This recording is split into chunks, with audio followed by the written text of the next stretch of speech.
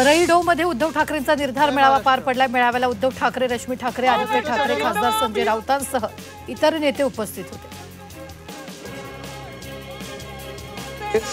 आकडा पण नाही। मतदार यादीतील घोळांचं आदित्य ठाकरेंनी मेळाव्यात सादरीकरण केल्याचं पाहायला मिळालं। महाविकास आघाडीचं सरकार महाराष्ट्रात येणार होतं, मतदान चोरी झाल्यानं महायुतीचं सरकार आल्याचा हल्लाबोल आदित्य ठाकरेंनी केला। अॅनाकोंडा मुंबईत भूमिपूजन करून गेल्या वरळी डोममधल्या निर्धार मेळाव्यात उद्धव ठाकरेंनी अमित शहांचा अॅनाकोंडा असा उल्लेख केला। नरेंद्र मोदी यांना मुंबई गिळायची आहे। मेळाव्यात उद्धव ठाकरेंनी मोदींवर आरोप केला, तर चहावर जीएसटी लावणार हा कुठला पंतप्रधान असा सवालही त्यांनी उपस्थित केला। एहरानीची मतदार यादी आहे की नाही तपासा, बोगस मतदार असल्यास त्याला फटकवा, निर्धार मेळाव्यातून उद्धव ठाकरेंनी दिले आदेश। वरळी विधानसभा मतदारसंघातील मतदारांची आकडेवारी आदित्य ठाकरेंनी नजरेस आणून दिली आहे। गेल्या वर्षी लोकसभा आणि विधानसभा निवडणुकीदरम्यान वरळी मतदारसंघात तब्बल 16,000 मतदार वाढल्याकडे त्यांनी लक्ष वेधलंय, तर 20,000 मतदारांची गडबड झाल्याचंही त्यांनी दाखवून दिलं। धृतराष्ट्राला 100 मुलं कशी, उत्तर शोधायचं असेल तर मतदार याद्या पहा। उद्धव ठाकरेंच्या निर्धार मेळाव्यात खासदार संजय राऊतांनी हे म्हटलंय, तर मतदार याद्यांमध्ये घोटाळे सुरू झाल्याचा आरोप संजय राऊतांनी सत्ताधाऱ्यांवर केला। शिवसेना उद्धव बाळासाहेब ठाकरे पक्षाच्या मेळाव्यात तात्या विंचूचे पोस्टर झळकलेत। महेश कोठारेंनी केलेल्या राजकीय वक्तव्याचा मेळाव्यात निषेध करण्यात आला। पोस्टरच्या माध्यमातून महेश कोठारेंना डिवचण्यात आलं। मुंबईत केंद्रीय गृहमंत्री अमित शहा यांच्या हस्ते महाराष्ट्र भाजप प्रदेश मुख्यालयाचं भूमिपूजन झालं। भाजप कार्यकर्त्यांसाठी शुभ दिवस आहे। महाराष्ट्र भाजप नवी सुरुवात करते असं विधान शहा यांनी केलं। आगामी निवडणुकांमध्ये विरोधकांचा सुपडा साफ करा, प्रचंड ताकदीनं लढा, मुंबईत अमित शहांनी पदाधिकाऱ्यांना आवाहन केले। तर महाराष्ट्रात भाजप कुबड्या घेऊन नाही चालत तर स्वतःच्या पायावर चालतं असा टोलाही विरोधकांना लगावला। तो सक्षम आहे तोच भाजपात मोठा होतो, भाजप घराणेशाहीच्या आधारावर चालत नाही असं वक्तव्य केंद्रीय गृहमंत्री अमित शहांनी केले। ज्या नेत्यांमध्ये क्षमता आहे तो मोठा होणार असंही त्यांनी म्हटलं। भाजप ऑफिसच्या जागेसाठी नियम डावलून महापालिकेची जागा बळकावल्याचा आरोप संजय राऊतांनी केलाय, तर राफेलच्या वेगानं फाईल्स फिरवत जागा पदरात पाडून घेतली असा हल्लाबोल राऊतांनी भाजपवर केला। खासगी जागेवर भाजपचं मुख्यालय बनतंय, विरोधकांच्या आरोपांना मुख्यमंत्री फडणवीसांनी प्रत्युत्तर दिले। सर्व नियम पाळून जागा खरेदी केली, भाजप काचेच्या घरात राहत नाही असं म्हणत फडणवीसांनी टोला लगावला। 1 नोव्हेंबरच्या मोर्चाबाबत राज ठाकरेंनी पदाधिकाऱ्यांना आदेश दिलेत। लोकसभा विधानसभा निवडणुकीच्या पार्श्वभूमीवर निवडणूक आयोगाच्या चुका, यादीतील घोळ, कार्यप्रणालीतील राजकीय हस्तक्षेप या सर्व गोष्टींबाबत पुरावे जमा करून लोकांशी बोला असं राज ठाकरेंनी म्हटलं। राज ठाकरेंच्या उपस्थितीत मनसेची उद्या मुंबईत पुन्हा बैठक होणार आहे। सकाळी 10:30 वाजता शिवतीर्थावर बैठक पार पडणार आहे। 1 नोव्हेंबरच्या मोर्चावर बैठकीत खलबतं होणार आहे। 1 नोव्हेंबरला निवडणूक आयोगाविरोधात विरोधक मोर्चा काढणार आहेत। मतदार याद्यांमध्ये झालेल्या घोळावर हा मोर्चा काढला जाईल आणि या मोर्चाच्या पार्श्वभूमीवर मनसेने दादरच्या शिवसेना भवनासमोर बॅनरबाजी केली। सत्याचा मोर्चा अशा आशयाचे बॅनर लावण्यात आले। मतदार यादी SIRचा दुसरा टप्पा राबवणार मुख्य निवडणूक आयुक्त ज्ञानेश कुमार यांनी दिल्लीत पत्रकार परिषदेत घोषणा केली।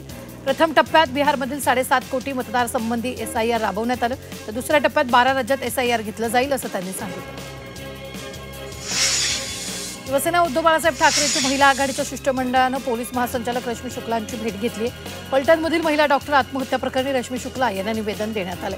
या प्रकरणाची उच्चस्तरीय चौकशी करण्याची मागणी निवेदनातून करण्यात आली। नवी मुंबई आंतरराष्ट्रीय विमानतळाला दिबा पाटील यांचं नाव मिळावं यासाठी स्थानिक भूमिपुत्रांचा लढा अद्यापही सुरूच आहे। विमानतळाचं उद्घाटन होण्याआधी मुख्यमंत्री देवेंद्र फडणवीस यांनी दिबा पाटील यांच्या नावाला हिरवा कंदील दिला होता, मात्र अद्याप कोणताही प्रस्ताव समोर आला नसल्यानं आता स्थानिक भूमिपुत्र आक्रमक झाले। नालासोपारात मतदार यादीत गोंधळ, 49 मतदारांच्या वडील पतींचं नाव एकसारखंच आहे असा गंभीर आरोप बहुजन विकास आघाडीचे नेते निलेश देशमुख यांनी केलाय, तर निवडणूक जिंकण्यासाठी भाजपची खेळी असल्याचं त्यांनी म्हटलंय।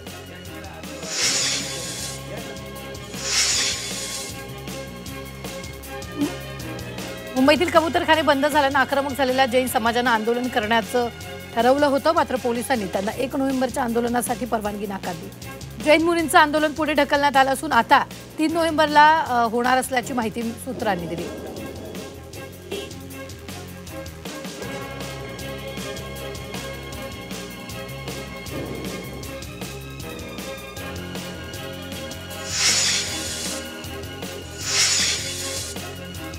बंगालच्या उपसागरावरील कमी दाबाचा पट्टा तीव्र होऊन खोल कमी दाबाचा पट्टा बनलाय। आता त्याचं रूपांतर मोन्था चक्रीवादळात होण्याची शक्यता आहे। या चक्रीवादळामुळे अनेक राज्यात मुसळधार पाऊस पडण्याची शक्यता आहे। तर राज्य सरकारने चक्रीवादळाला तोंड देण्यासाठी सर्व तयारी पूर्ण केली आहे। हवामान विभागाच्या माहितीनुसार वाऱ्याचा वेग 35 ते 45 किमी प्रति तास राहील। काही ठिकाणी वाऱ्याचा वेग 55 किमी प्रति तासापर्यंत जाऊ शकतो। राज्यात पुन्हा एकदा पावसाचा मुक्काम वाढला। पुढील 4 दिवस अनेक जिल्ह्यांमध्ये वादळी वाऱ्यासह पावसाची शक्यता वर्तवण्यात आली। आठवडाभरापासून विदर्भ मराठवाड्याच्या काही भागांसह उत्तर महाराष्ट्रात पावसाचा अंदाज वर्तवण्यात आला। मुंबईत अनेक ठिकाणी पावसाच्या सरी कोसळल्यात। आज दिवसभर ढगाळ वातावरण पाहायला मिळालं। मुंबईच्या पूर्व क्षितिजावर सुंदर इंद्रधनुष्य उमटलं। या आल्हाददायक वातावरणाचा मुंबईकर अनुभव घेतो। भिवंडीत पावसानं जोरदार हजेरी लावली। या पावसाचा शेती पिकांना मोठ्या प्रमाणात फटका बसण्याची दाट शक्यता आहे। शेतात कापून ठेवलेलं भात पीक वाया जाण्याची भीती व्यक्त केली जाते। ठाणे आणि पालघर जिल्ह्यात पावसानं हाहाकार माजवला। अवकाळी पावसामुळे भात पिकांचं अतोनात नुकसान झाले। तात्काळ शेतशिवार तपासणी करून नुकसानग्रस्त शेतकऱ्यांचे पंचनामे करा आणि कमी दरात बियाणे खतं पुरवावी अशी मागणी शेतकऱ्यांनी केली। एमबीबीएस प्रवेशाच्या तिसऱ्या फेरीसाठी कॉलेजांचा पसंती क्रमांक भरण्यास सुरुवात झाली। विद्यार्थ्यांना उद्यापर्यंत पर्याय भरता येईल। तर 30 ऑक्टोबरला गुणवत्ता यादी जाहीर केली जाणार असता राज्यातील एमबीबीएस अभ्यासक्रमाच्या यंदा जवळपास 8000 जागा आहेत। पालघरच्या माहीम इथं भव्य किल्ले स्पर्धा 2025चं आयोजन करण्यात आलंय। या स्पर्धेत दुर्गप्रेमींनी मोठा सहभाग नोंदवला। यंदा पावसातही सदर स्पर्धा सुरू आहे। देव मोगरा फाउंडेशनकडून या स्पर्धेचं आयोजन करण्यात आलं। ऐन दिवाळीत पनवेल परिसरातील नागरिकांना पाण्यापासून वंचित राहावं लागल्यानं नागरिकांमध्ये संतापाचं वातावरण आहे। सिडकोच्या नियोजन शून्य कारभारामुळे लाखो रहिवासी पाण्यापासून वंचित होते। वसई विरार शहरातील फेरीवाला धोरण अद्याप रखडले। महापालिकेने गेल्या 5 ते 6 वर्षापासून फेरीवाला धोरण निश्चित करण्याचा निर्णय घेतला होता। मात्र अजूनही धोरण रखडल्यानं शहरातील रहदारीला मोठा अडथळा निर्माण होतोय। मुंबईत छठ पूजा मोठ्या उत्साहात साजरी केली जाते। परप्रांतीय नागरिकांनी जुहू समुद्र किनाऱ्यावर गर्दी केली। यावेळी मुख्यमंत्री देवेंद्र फडणवीस यांनी छठ पूजेनिमित्त नागरिकांना शुभेच्छा दिल्या। कार्तिकी यात्रेसाठी परिवहन खात्याकडून जादा 1150 एसटी बसेस सोडण्यात येतील। 2 नोव्हेंबरला पंढरपूर इथं कार्तिकी एकादशी संपन्न होणार आहे। या यात्रेसाठी भाविक आणि प्रवाशांच्या सोयीकरिता राज्यभरातून एसटी महामंडळ जादा बसेस सोडल्या जाणार असल्याची माहिती परिवहन मंत्री प्रताप सरनाईक यांनी दिली। वसई विरारमध्ये छठ पूजेचा उत्सव भक्तिमय वातावरणात पार पडला। हजारो कुटुंबियांनी सूर्यदेवाला अर्घ्य अर्पित करत प्रार्थना केली। यावेळी महापालिकेने सुरक्षा आणि स्वच्छतेची विशेष उपाययोजना केली।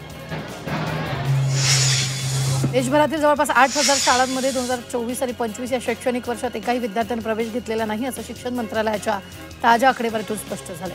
या शून्य प्रवेश असलेल्या शाळांमध्ये तब्बल 20,817 शिक्षक कार्यरत आहेत। म्हणजेच एवढे शिक्षक फुकटचा पगार घेत आहेत। मध्य रेल्वेच्या मुख्य आणि हार्बर मार्गावरील तब्बल 95 रेल्वे स्थानकांवर आपत्कालीन वैद्यकीय कक्षच उपलब्ध असल्याची धक्कादायक बाब समोर आली। तर गर्दीच्या वेळी लोकलमधून पडून तसंच विविध घटनांमध्ये रोज मोठ्या संख्येने प्रवासी जखमी होत आहेत। असं असतानाही इतक्या मोठ्या संख्येने रेल्वे स्थानकावर आपत्कालीन वैद्यकीय सुविधाच नसल्यानं यातून रेल्वे प्रशासनाचा प्रवाशांच्या सुरक्षेबद्दलचा हलगर्जीपणा अधोरेखित झालाय। राज्य एसटी महामंडळानं शयनयान वाहन प्रवासी सुरक्षा मार्गदर्शन अभियान सुरू केले। शयनयान बस ही प्रवासासाठी आरामदायी असली तरी सुरक्षा नियमाकडे दुर्लक्ष करणं हे अत्यंत धोकादायक ठरू शकतं। प्रवासी स्वतः जागरूक राहिले तर अशा दुर्घटना टाळता येऊ शकतात। कुर्नूल दुर्घटनेच्या पार्श्वभूमीवर या मोहिमेचा उद्देश प्रवाशांमध्ये सुरक्षा सजगता वाढवण्याचा आहे।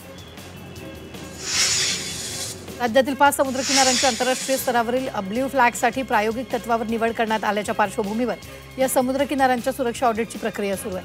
3 समुद्रकिनाऱ्यांचे ऑडिट पूर्ण झालं असून दोघांची प्रक्रिया सुरू झाली आहे। राज्यातील लाडघर, गुहागर, श्रीवर्धन, नागाव आणि पर्णका या 5 समुद्रकिनाऱ्यांची निवड ब्ल्यू फ्लॅगसाठी करण्यात आली।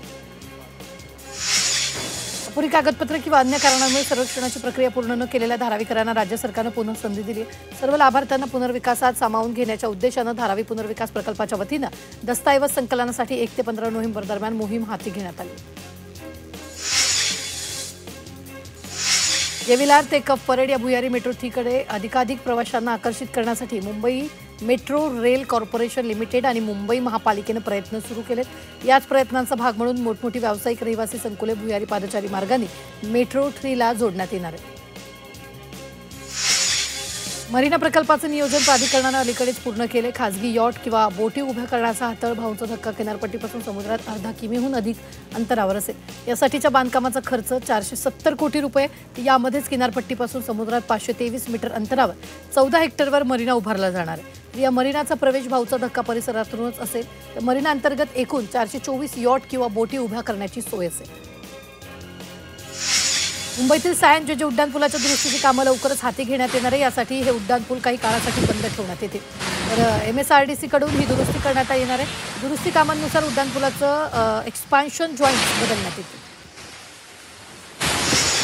मुंबईत गोरेगाव ते ओशिवरा आधुनिक केबल स्टेट प्रकारातील पूल उभारण्यात येतील। या पुलासाठी महापालिका तब्बल 418 कोटी रुपये खर्च करेल। 2018 पर्यंत हा पूल वाहतुकीसाठी खुला करण्याचा प्रयत्न महापालिकेचा असेल आणि या पुलामुळे पश्चिम उपनगरातील SV रोड आणि लिंक रोड वाहतुकीसाठी कोंडीमुक्त होणार। दरवर्षी दसऱ्याच्या मुहूर्तावर सुरू होणारी नेरळ माथेरान मिनी ट्रेन यावर्षी उशिरा धावणार आहे। अनियमित पावसामुळे यंदा मिनी ट्रेनचा पारंपरिक मुहूर्त हुकलाय।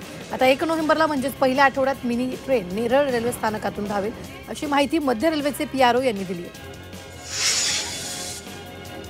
मुंबईच्या हवेतील PM 2.5 आणि PM 10 या प्रदूषकांच्या दैनंदिन सरासरी पातळीत ऑक्टोबरमध्ये सर्वाधिक वाढ झाली। जानेवारी ते ऑक्टोबर 2025 या कालावधीत सर्वाधिक वाढ ऑक्टोबरमध्ये नोंदवण्यात आली। नोंदी प्रदूषण नियंत्रण मंडळ, Indian institute of tropical metrology आणि पालिकेने स्थापित केलेल्या प्रदूषण मापकांद्वारे केल्या जातात। त्यातून हा निष्कर्ष काढण्यात आला।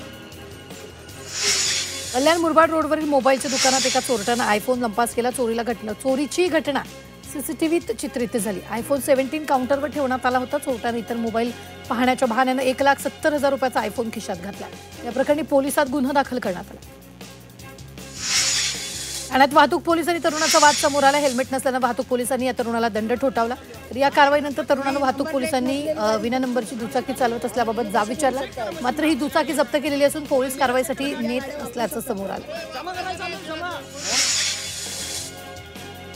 शहापुरातील मिरची गल्ली इथं चोरी झाल्याची घटना घडली आहे। घरात घुसून चोरट्यानं मोबाईल लॅपटॉप चोरलं असून संपूर्ण घटना CCTVत कैद झाली आहे। शहापूर पोलिसांकडून चोराचा शोध सुरू आहे। अंबरनाथ पोलिसांनी नागरिकांचे हरवलेले 45 मोबाईल शोधून त्यांना परत दिले। या मोहिमेत केंद्र सरकारच्या CEIR पोर्टलनं मोलाची भूमिका बजावल्याचं पोलिसांनी सांगितलं। मोबाईल हरवल्यास तात्काळ तक्रार करण्याचं आवाहन यावेळी पोलिसांनी केलं। अंबरनाथच्या बारकुपाडा परिसरात दिवसाढवळ्या दुकानातून 2.25 लाखांची चोरी झाली। 3 महिला चोरट्यांनी 1,75,000ची पैशांची पिशवी लंपास केली। चोरीची घटना CCTVत कैद झाली।